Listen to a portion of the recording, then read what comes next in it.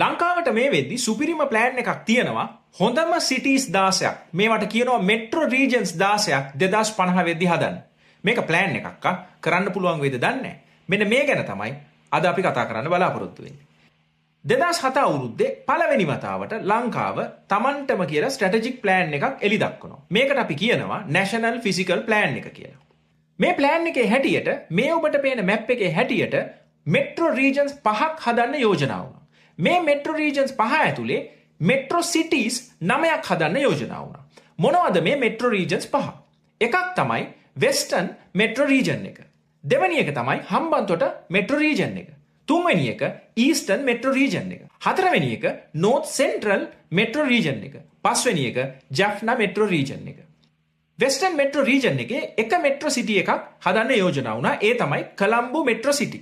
Hambantota metro region එකේ Hambantota metro සිටි එක බවට පත් කරන්න යෝජනා වුණා.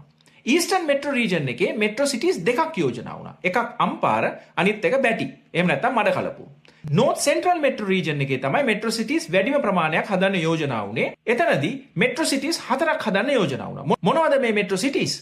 ත්‍රිකුණාමලය, පොළොන්නරුව, අනුරාධපුරය සහ දඹුල්ල. ඊට පස්සේ ජැෆ්නා මෙට්‍රෝ රීජන් එකේ යාපනය ප්‍රධාන මෙට්‍රෝ සිටි එක බවට පත් කරන්න යෝජනා වුණා. පසුකාලීනව 2017 මේ ප්ලෑන් එක අප්ඩේට් කරා, වෙනස් කරා. මේ ප්ලෑන් එක වෙනස් කරලා 2017 අවුරුද්දේ යෝජනා වුණා ඩිවලොප්මන්ට් කොරිඩෝස් කියන සංකල්පය. මෙතනදී ඩිවලොප්මන්ට් කොරිඩෝස් 4ක් ලංකාවට යෝජනා වුණා. මේ ඔබට පේන්නේ ඒ ඩිවලොප්මන්ට් කොරිඩෝස් 4. එකක් තමයි ඊස්ට් වෙස්ට් ඩිවලොප්මන්ට් කොරිඩෝ එක. අනිත් එක සදර්න් ඩිවලොප්මන්ට් කොරිඩෝ එක. ඊළඟට ඊස්ටර්න් ඩිවලොප්මන්ට් කොරිඩෝ එක. ඊට පස්සේ නොදර්න් ඩිවලොප්මන්ට් කොරිඩෝ එක.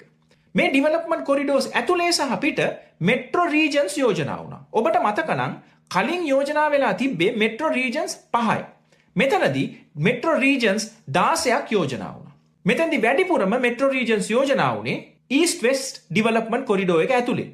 මේ ඔබට තිරේ දිස් වෙන්නේ ඊස්ට් වෙස්ට් ඩිවලොප්මන්ට් කොරිඩෝ එක ඇතුලේ යෝජනා වෙච්ච මෙට්‍රෝ රීජන්ස් 6. මොනවද ඒ regions 6? Colombo metro region, Negombo Katunayake metro region, Gampaha Veyangoda metro region, Kurunegala metro region, Dambulla metro region සහ ත්‍රිංකොමලී මෙට්‍රෝ රීජන්.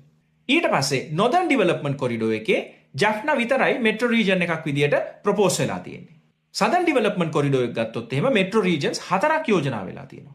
ඒ 4 තමයි ඔබට මේ තිරේ දිස් වෙන්නේ. මොනවද මේ 4?